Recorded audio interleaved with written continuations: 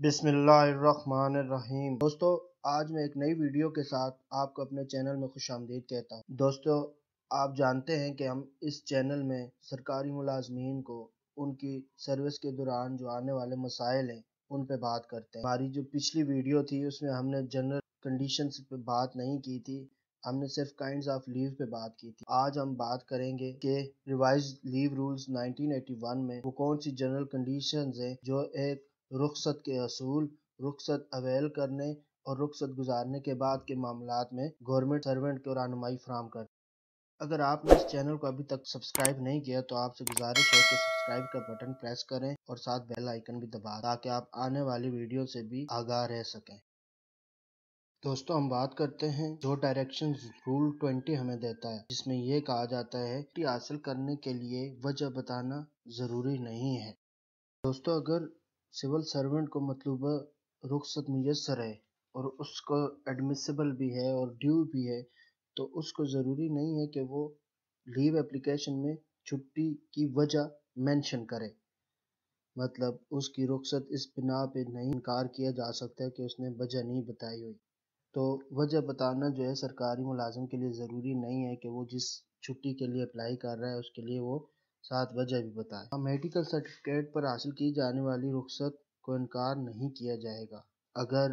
Leave sanctioning authority की मर्जी हो तो वो एक मेडिकल बोर्ड या सिविल सर्जन के जरिए मुतबादिल मेडिकल ओपिनियन ले सकता है, और इस किस्म का मेडिकल बोर्ड दरख्वास्त गुजार का मेडिकल मुआयना लाजमी करेगा और वो इस बात को यकीनी बनाएगा कि जिस मकसद के लिए छुट्टी ली जा रही है वो ठीक है। उसके लिए जो है वो दरख्वास्त गुजार को उस मेडिकल बोर्ड के सामने पेश होना पड़ेगा।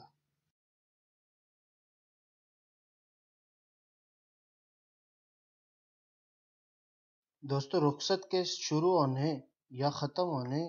का हिसाब सरकारी मुलाजिम का बितरतीब चार्ज छोड़ने और चार्ज लेने या ड्यूटी दोबारा शुरू करने की मुद्दत से लगाया जाएगा। अमूमन ड्यूटी शुरू करने और छोड़ने में जो है वो सरकारी मुलाजिम के आफ्टरनून और फोरनून के साथ जो है वो ड्यूटी का अंदाज़ा लगाया जाता है,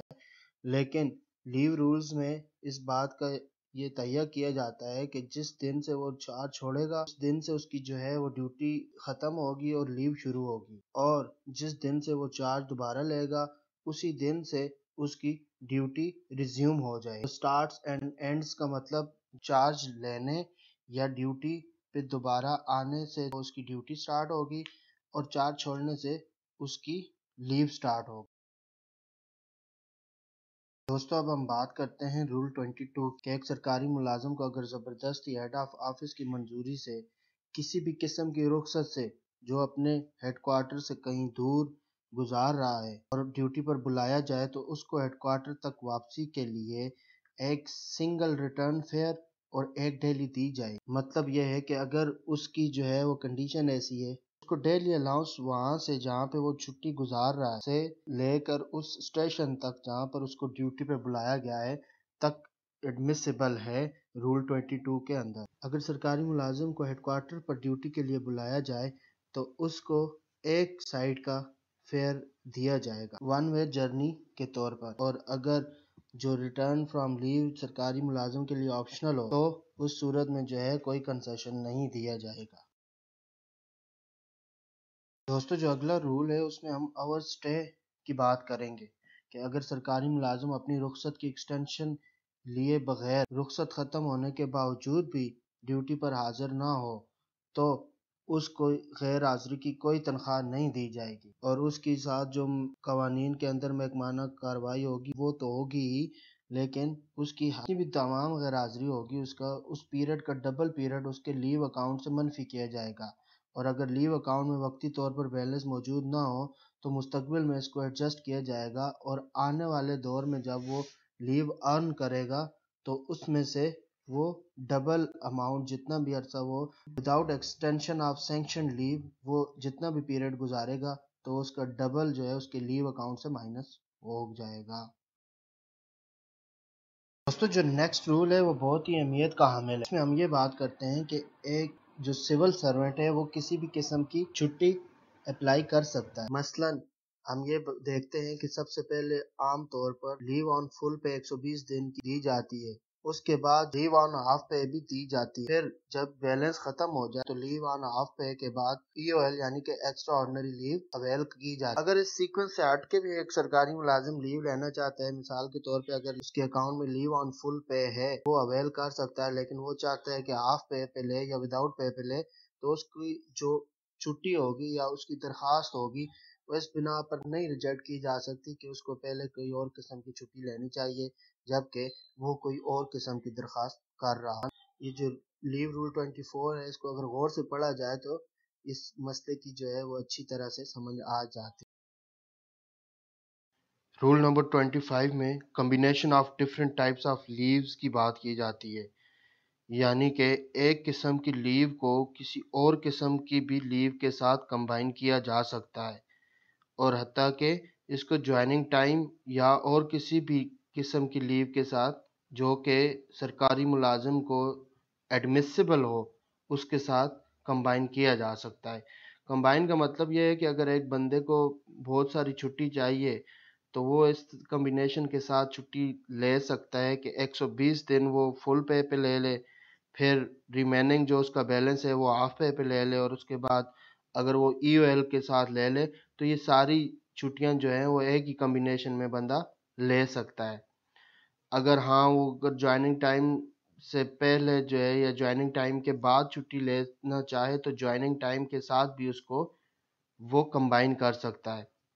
اس میں ایک چیز ذہن میں رکھنی چاہیے کہ جو لیو پریپریٹری ٹو ریٹائرمنٹ جس کو LPR ہوتے ہیں، اس کو کسی بھی قسم کی لیو کے ساتھ تو وہ جو ہے وہ کمبائن نہیں کی جا سکتی۔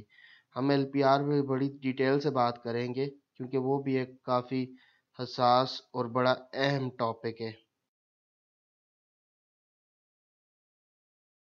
رول نمبر 26 ہمیں یہ ڈائریکٹ کرتا ہے کہ اگر کوئی سول سرونٹ چھٹی گزار رہا ہے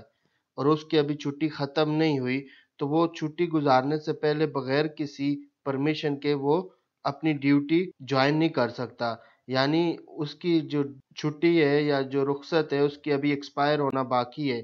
اور ایکسپائری سے پہلے وہ جوائن کرنا چاہتا ہے تو اس کو اس اتھارٹی سے جس نے یہ چھٹی سینکشن کی ہے ایک اپروول لینی پڑے گی اور پرمیشن لینی پڑے گی۔ اس کا مطلب یہ ہے کہ ایک سول سرونٹ جو کہ چھٹی پہ ہے اور وہ بغیر کسی اپروول کے لیو ایکسپائری سے پہلے جو ہے وہ جوائن کر سکتا۔ دوستو، جو لیو رول 27 ہے اس میں یہ کہا جاتا ہے کہ اگر کسی سرکاری ملازم کی پوسٹ ابالش ہو جاتی ہے کسی بھی ایکٹ کے تحت یا کسی بھی ایک محکمہ ختم ہو جاتا ہے تو اس سرکاری ملازم کی پوسٹ ابالش ہو جاتی ہے تو اس کو جو لیو ڈیو ہوگی وہ اس سول سرونٹ کو عنایت کی جائے گی، کیونکہ وہ پوسٹ تو ختم ہو جاتی ہے لیکن اس کی سروسز جو ہیں وہ ٹرمینیٹڈ اس ڈپارٹمنٹ میں کر دی جاتی ہیں، لیکن اس کو اویلیبلٹی آف پوسٹ کی سے قطع نظر کر کے اس کو جو ہے وہ چھٹی دی جاتی ہے۔ یہ چھٹی اس دیر تک جاری رہے گی جب تک وہ سپرانویشن کی عمر کو نہیں پہنچاتا، یا اس قسم کی چھٹی جو ہے وہ اس کی سپرانویشن تک چلے گی اور اس کو جو آٹومیٹکلی اس کی جو ڈیوریشن آف پوسٹ ہے اور اس کا جو ٹینور ہے وہ ایکسٹینڈ ہو جائے گا اگر اس کی پوسٹ ابالش ہو جاتی ہے تو۔ دوستو، اس رول میں بڑی اہم ایک بات کی گئی ہے، اگر اس رول کو دوبارہ پڑھ لیا جائے اور اس سے ابہام ختم کیا جا سکتا ہے۔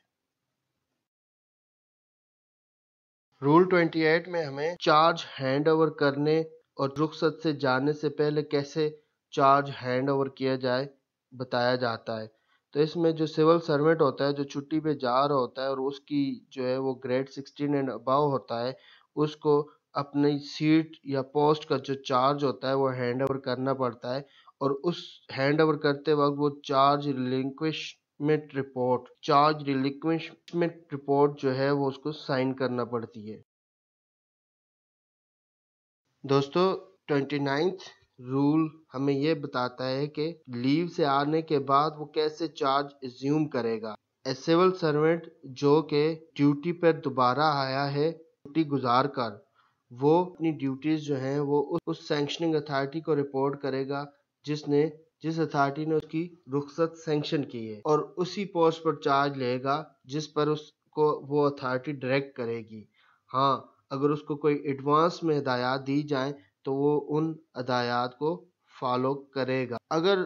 سول سرونٹ کو کہیں اور اس کے اسٹیشن کے علاوہ کہیں اور ہدایات دی جاتی ہیں کہ وہ وہاں جا کر ڈیوٹی ریزیوم کرے، تو اس کیس میں اس کو ٹریول ایکسپینسز اور جو ٹرانسفر کے اوپر جتنا بھی وہ ہوگا اس کا لگیج چارجز یا جو ٹرانسفر ٹی اے ہوگا وہ اس کو ملے گا۔